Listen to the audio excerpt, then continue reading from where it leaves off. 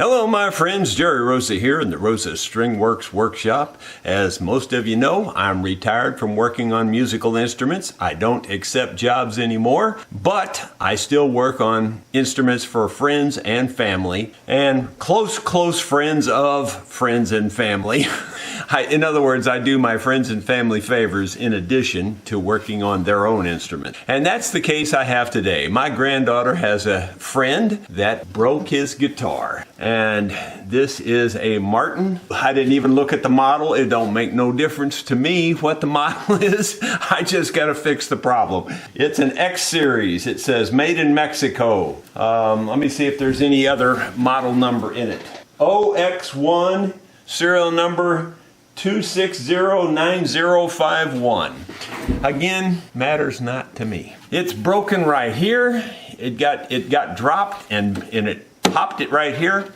It came apart here on the edge, all the way around here. It's loose, and the lining is loose from it. This is a, I don't know, I didn't look it up. I just know by the feel of it and the look of it, it's some sort of a Formica type, composite type instrument. It's not real wood. That's very obvious to me, but that's okay. It's still a guitar. He wants it fixed, and I think I know how to do that. So here we go.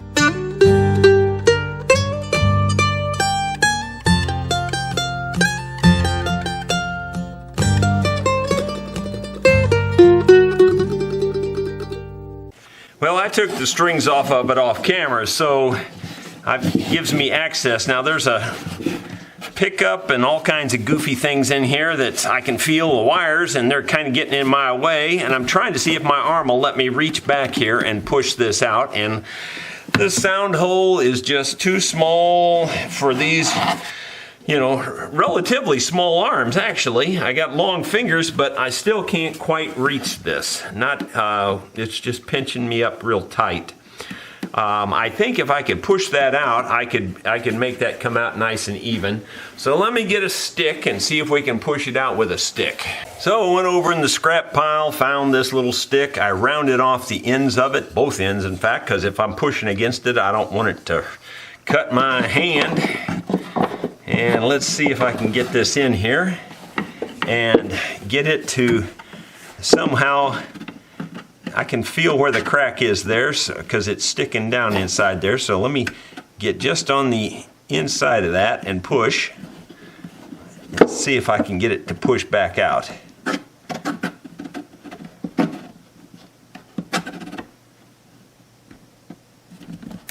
Yeah, I think I'm getting it out there a little bit. It ain't perfect, but it's better than it was. I'm afraid I'm going to bust it because it's composite and it's hard to know how hard you can push on that before it breaks. That's pretty good right there.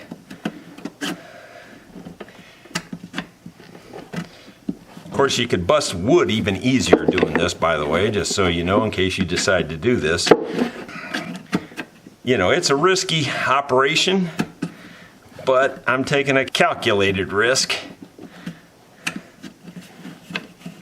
That's not too bad, actually. I think what I'm going to do is get my stuff ready.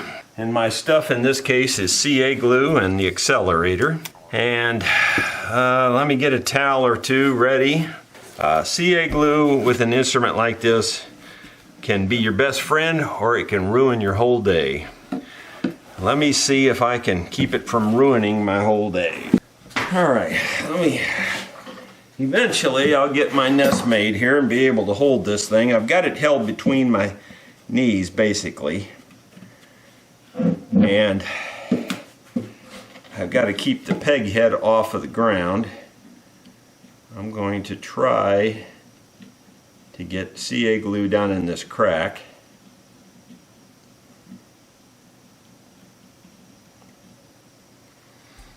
And then I'm going to try to wipe it right off. Of course, it dried already before I could get it wiped off. And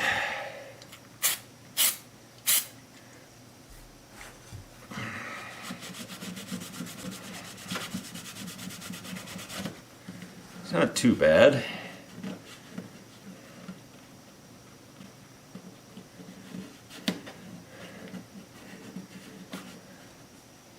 Try a little bit more here.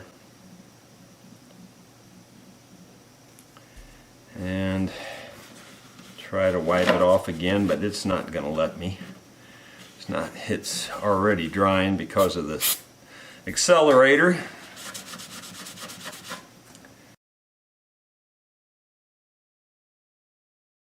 It's made a little bit of a pile there, quite honestly, more than I want. So let me see if I can take a razor blade. I'm see if this one's halfway sharp.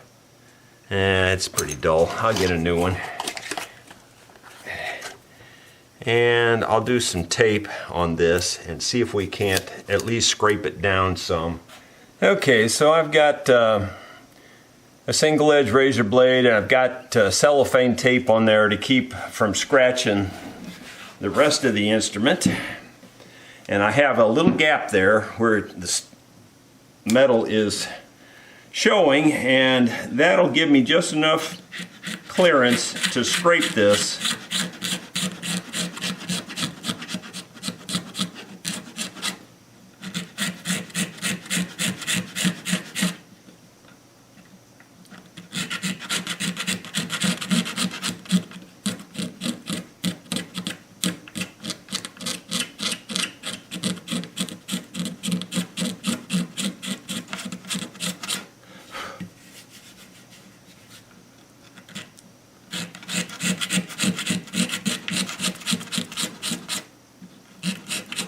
Well, you can see it, but I'll be honest, you can barely feel it. I'm amazed that you can barely feel it, because it looks like it's a lot more than you can feel.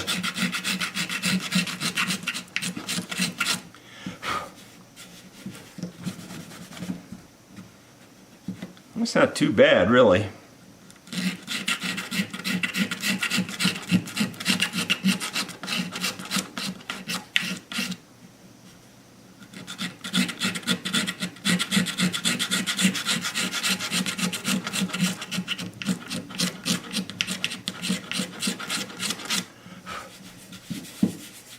Honestly, if you didn't know it was broke and you weren't really looking at it, you'd barely be able to tell it.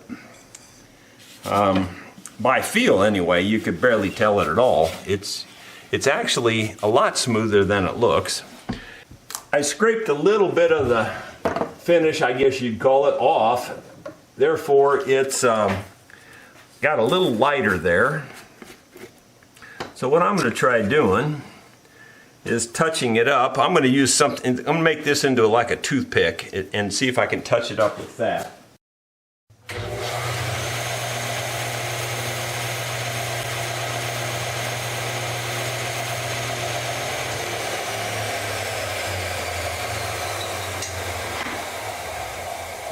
So here's a before. You can see how it's gotten a little light in places there. Now, I don't expect miracles. I'm just trying to improve it a little bit. I don't expect to improve it very much. But sometimes little improvements are all you need. So let me see if I can get down in there, touch this on there.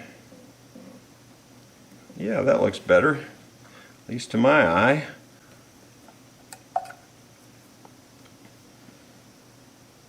This way you're doing it kind of like an ink pen. This is actually very good technique.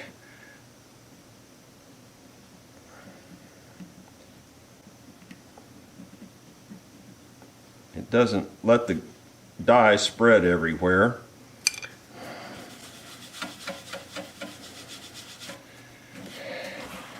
Now you can look at it and see that you can barely see it. I mean, you can see it when you get it in the right light, but I tell you what, you barely can feel it. And honestly, if you don't have it in that right light, you can't hardly see it at all. So it did a pretty good job. So, you know, it's better than a great big old crack there. That's what I can tell you for sure. Now we've got this inside edge is all messed up here. Let me see if I can show you how bad this is. It's a lot worse than you can probably see. See there, it's lifting up pretty good. It goes quite a ways around, and it's bad. So I'm going to just get in the old Titebond. I'm tempted to use Titebond 3 on this, the waterproof glue, and mainly only because this is not real wood, you know, it's a composite. There is real wood binding in there though, and so I guess based on that I'll go ahead and just use the regular Titebond. See if I can't get something to wedge this open though, where I can get glue in there better, because it's kind of messed up. There we go, that works. That works on that side. Let me get another one. See if it'll work on this side. There you go.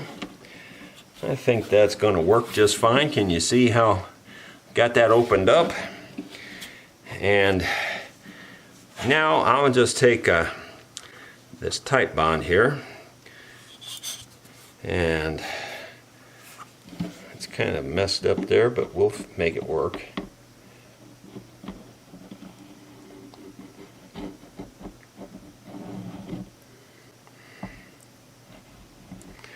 I'm just going to put the glue right on the crack here. Squeeze it down in there, kind of using the bottle a little bit like a syringe, a little bit. Forcing it down in there a little bit. And then I'll just take this sharp little needle piece of wood that I did and see if I can't get it to go down in there a little bit more. Probably go ahead and get a brush too, but just trying what I have in my hand right at the moment.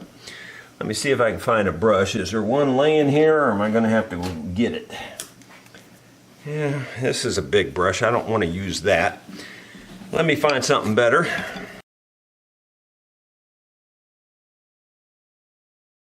This is actually a real little brush. It's even littler than I was hoping to find, but I guess we'll make do with it. And what I'm doing is just painting the glue down in there. Just trying to get it to spread around as much as possible. Not a big deal. Alright, now I'm going to move my wedge here so I can get glue where the wedge was.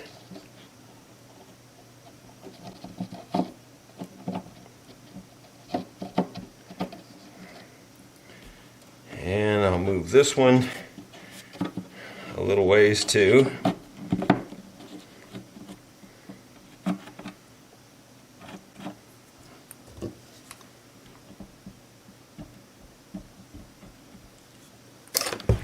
All right.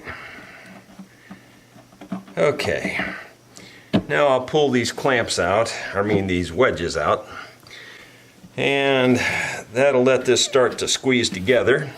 I'll get me a damp cloth. We'll clean this up and then we'll clamp it. So let me get some water. I'll be right back.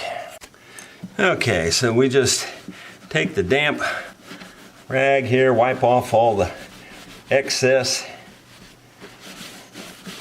and it's going to squeeze back out like crazy here in just a minute, but that's okay. Let me get some good clamps now. I started to get some just regular old either big C clamps or other kinds of clamps, you know, the squeeze type clamps that I don't know what you call those now, but I decided I'll just go the old-fashioned way and use the spool clamps, because honestly it's the best choice. It really is.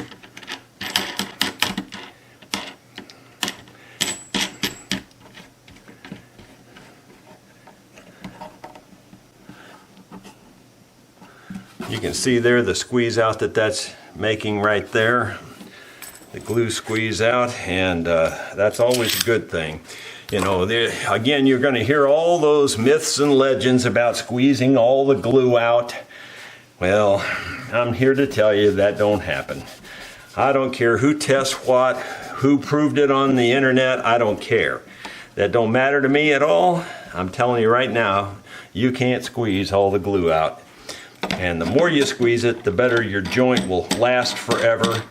And the proof of that is, in 40 some years of gluing things properly, I've never had a failure. Not one failure in 40 some years.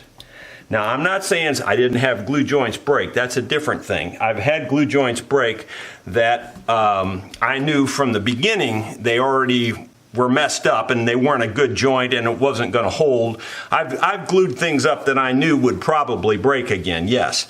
But things that are glued and clamped properly, I've never had a fail. Not ever. So put that in your pipe and smoke it, for those of you who say you can squeeze all the glue out of the crack. To me, the tighter you can get it without deforming it, the better.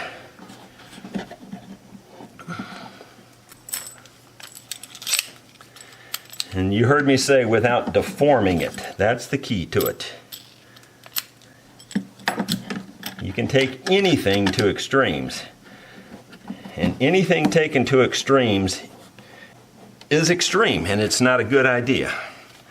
So there you go.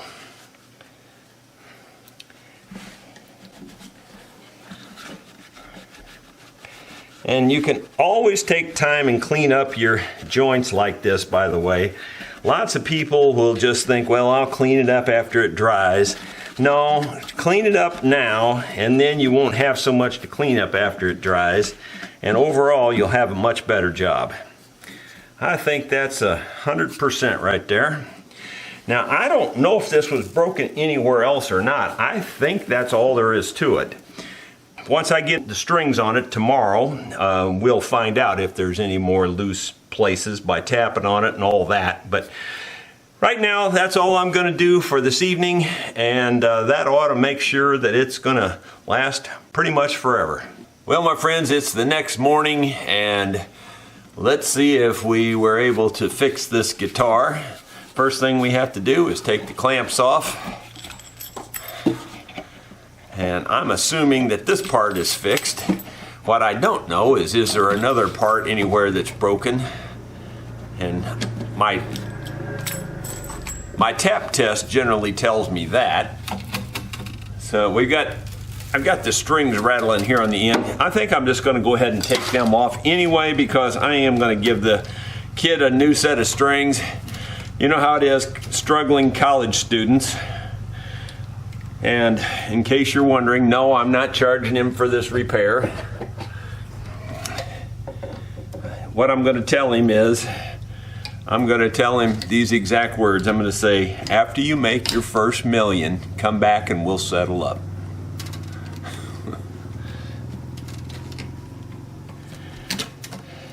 I'm patient, I can wait.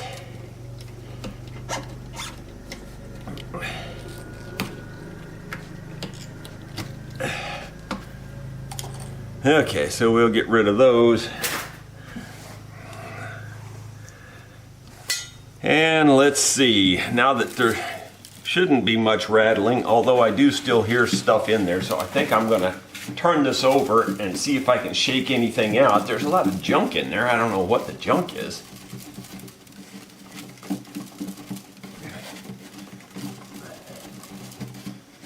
I can still feel it falling out. It's hit me in the leg. Different little things. It's like little grits of sand or something. Probably had it out on the beach.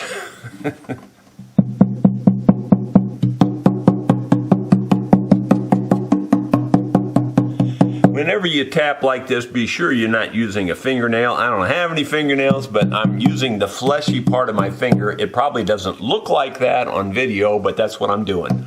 You never hit it with your fingernail.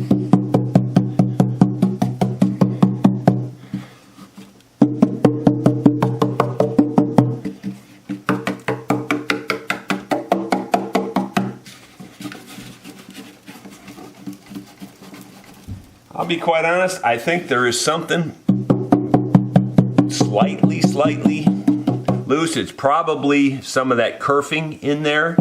I don't think it's anything major. So I think we're fine.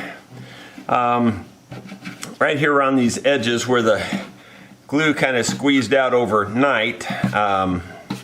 You know, I cleaned up the best I could while I was doing that, but it's left it a little bit edgy there. So what I think I'll do is first try just a little bit of water with this rag and just wipe it around here.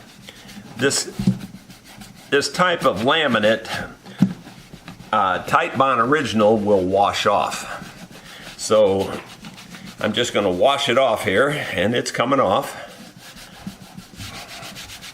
And on a finish, on a good finish, Titebond Original will wash off also.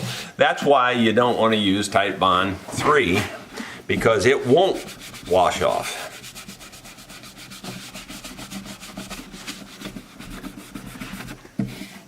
Actually, that's pretty good. There's a spot or two here that's still a little sharp. It's just like where the glue beat it up. So let me try a little harder here. I think it'll even wash that off. And see, this is better. It's better to wash it off than it is to try to scrape it off, or because you'll just damage the instrument, or you know, you'll make a mark somehow if you try scraping it. Where washing it like this, it takes a little more work, a little more elbow grease, but when you're done, it's a better job too. And what I can do on this really stubborn stuff is I'll take a pick, and a pick won't scratch it either, and I'll need a little sharper pick. I need a real fine pick. And if I wasn't looking for one, that's all I would be able to find in here. But since I am looking for one, you know how that goes. Well, I still haven't really found one. I think I did just now, if I can get it. Yeah, this one's thin enough. A thin pick will actually cut the glue off better than a thick pick will.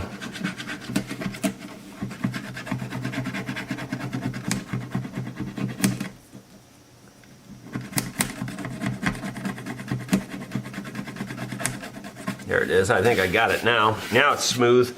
Now I'll just wash it one more time.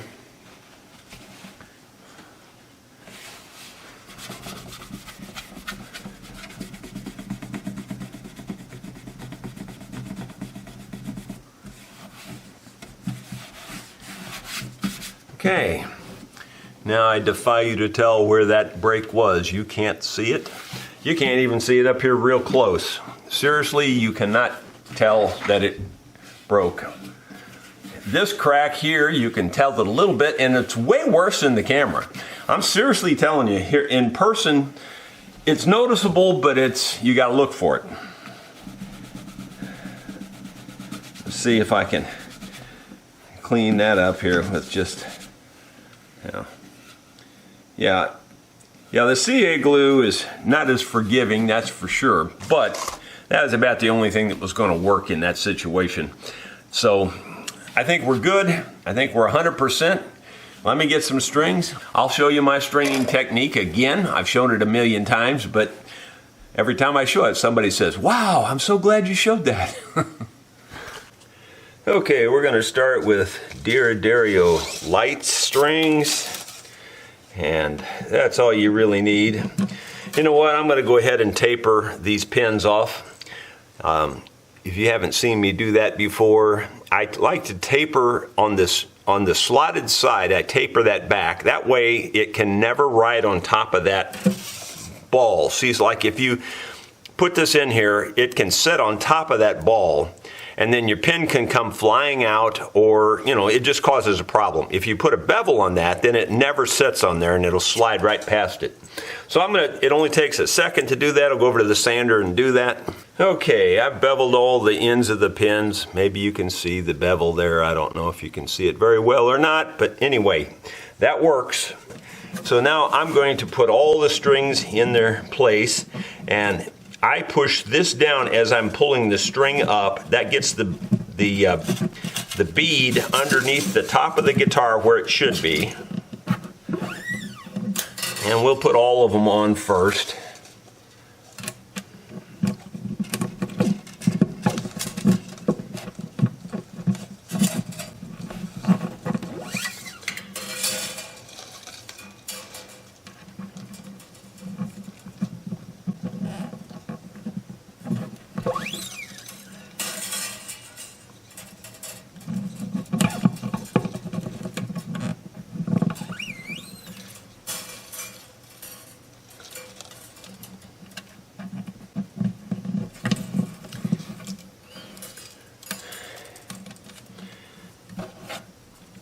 Just showing you the most efficient way to do it.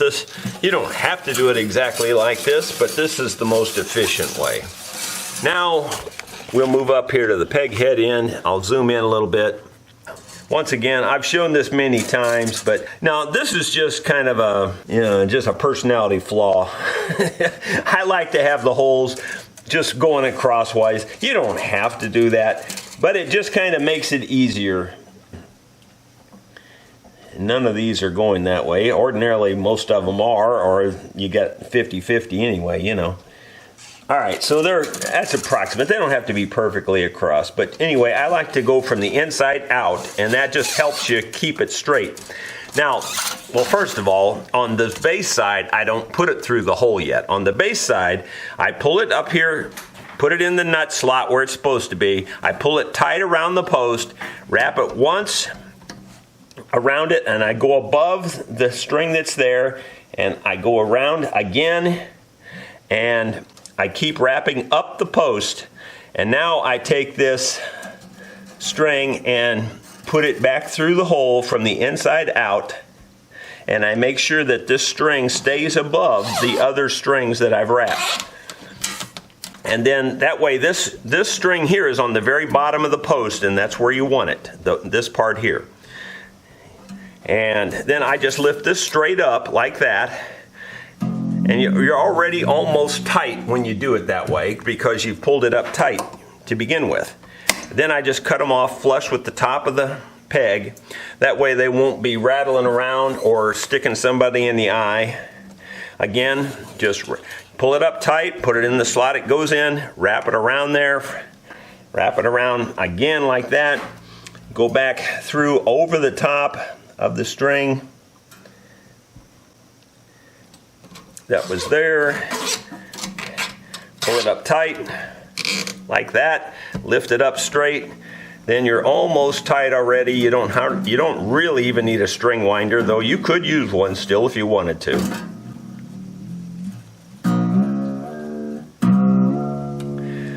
And then, as I said, pull it up tight and just cut it off flush.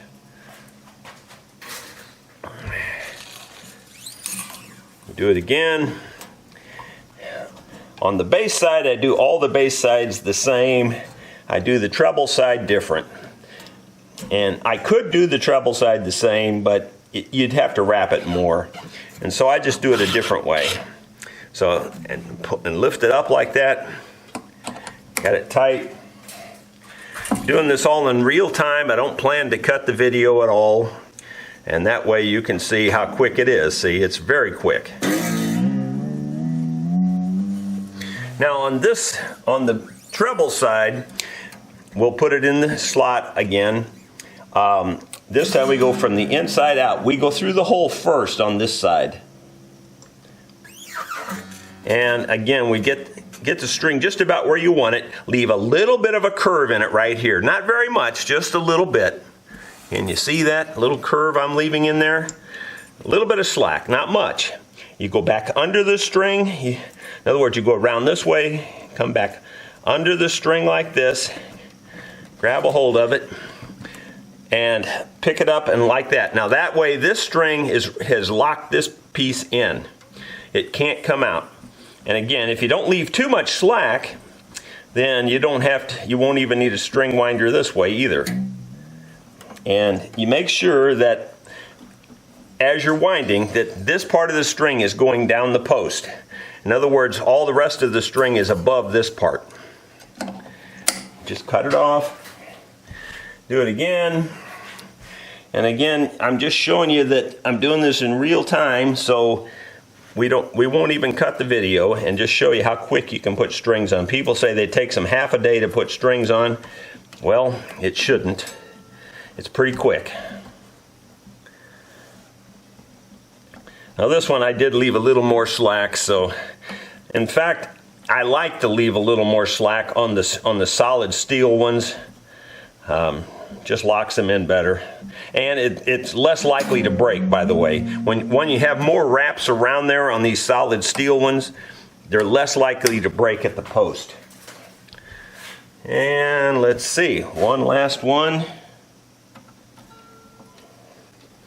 Come back again, back around, back under here, lift it up, and finally the last one.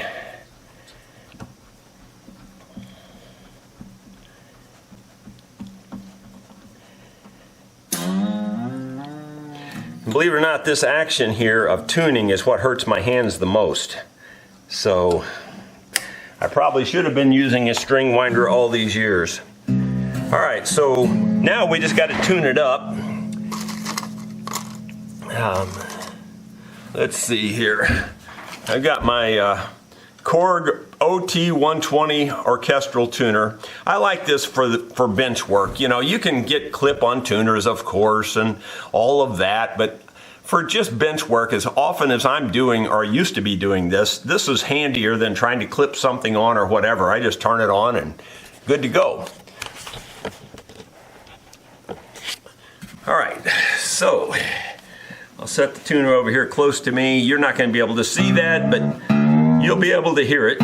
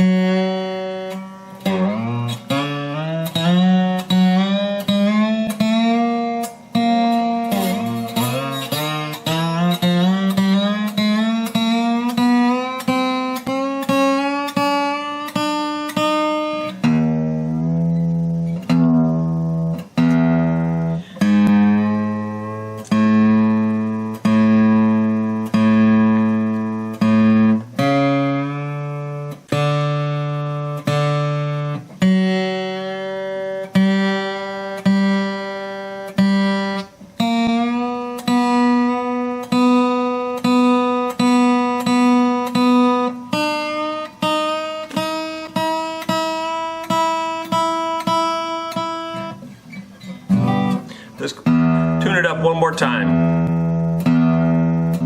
Probably hard to stretch the strings a little bit because they're going to stretch.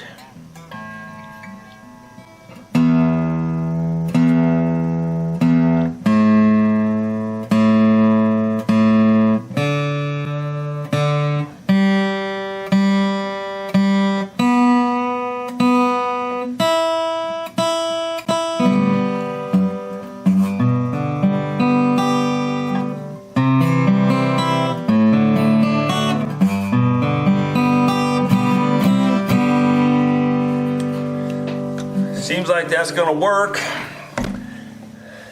Now what I'm going to do is hold the guitar up, tap on it, and see if we can hear any vibrations in there now that we've got it strung up.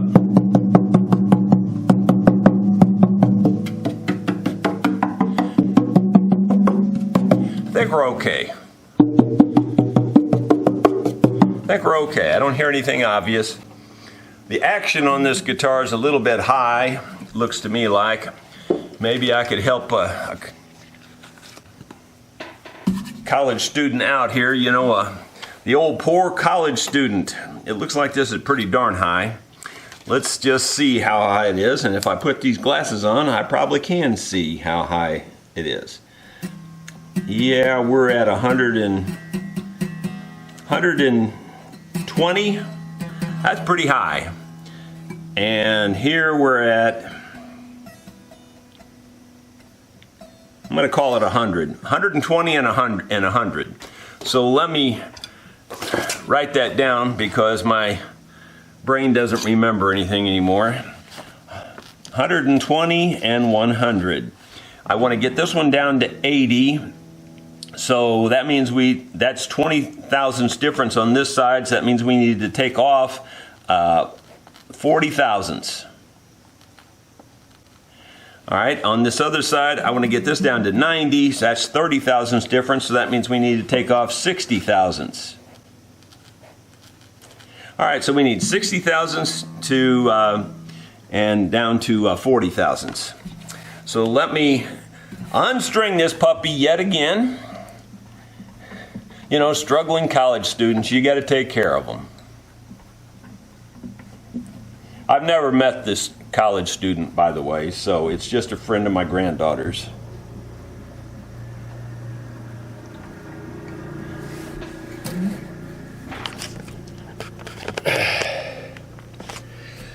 Okay, so if I get the strings loose here, we can pull these out without creating a whole big thing.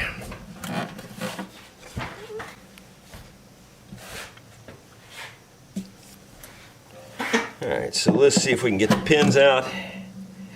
I'll take out these first 4, and we should be good to get the saddle out, I would think.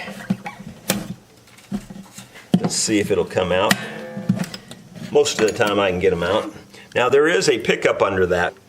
But anyway, we're going to mark this up, and I'll show you how I do that. I take and just put some black marker on here on the bottom edge. This is a plastic saddle, you know, but that's okay because we're talking about basically a plastic guitar. So, I mean, it's a decent guitar. It's a, you know, it's a good one to take to college, that's for darn sure. And let me see if we'll set this at 40 thousandths first. So there's the 40 thousandths right there. And it's upside down to you, and then I just take this and scratch right along here. And now I know where 40 thousandths is. Can you see the scratch there? Hopefully it's focusing. And then we need 60 thousandths on this side. And let me get it on 60. And we'll take it down here.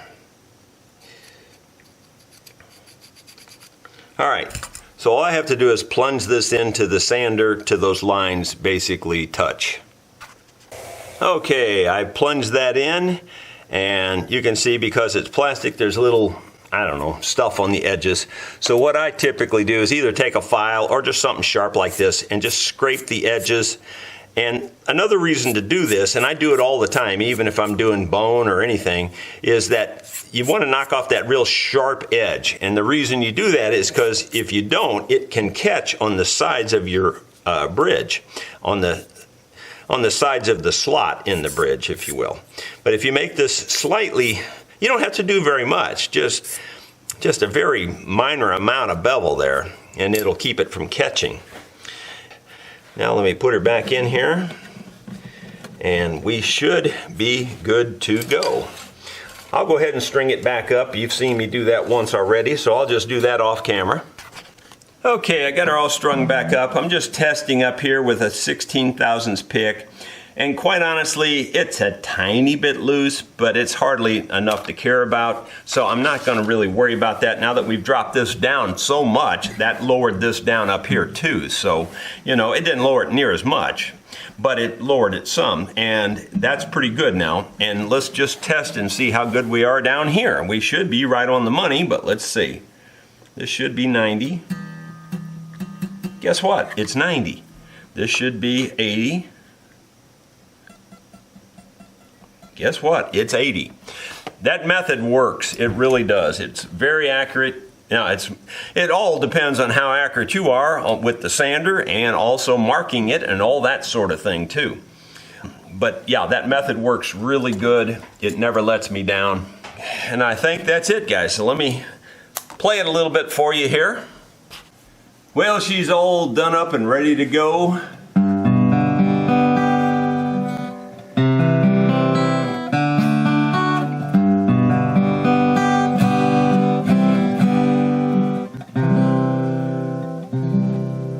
Sarah married John in '64. In that same year he marched off to war, leaving Sarah in the valley all alone. But that would change soon after he had gone. She washed the baby's clothes in the nearby spring. It was there she lost her precious wedding ring. And feeling more alone, she longed for his return. The nights were long as her heart would yearn. And then 160 years pass into view, when her precious wedding band was found anew, just as if her soul were there for all to see. Sarah, John, and their baby. The war raged on as Sarah made her way. The baby grew more like John every day. She prayed that one day soon the war would end, and she'd see John coming round the bend. And despite the odds, John made his way home. And though weak and sick, Sarah would hang on, till the baby's daddy held him to his breast, allowing Sarah to find eternal rest. But then 160 years pass into view, when her precious wedding band was found anew, as if her soul were there for all to see. Sarah, John, and their baby. Sarah, John, and their baby. For those of you who don't know, that's a song I wrote about finding all kinds of things back here on my farm. A lot of them are Civil War related, a lot of them are just homestead related. Found some little toy pieces, and these are all from the 1800s and the Civil War time. So I wrote that song called The Wedding Band, because I did find her actual wedding band in the spring about 18 inches deep. Hope you enjoyed the song, hope you enjoyed the repair on this guitar, and I hope a struggling college student appreciates what I've done for him. Thank you so much. We'll see you on the next video.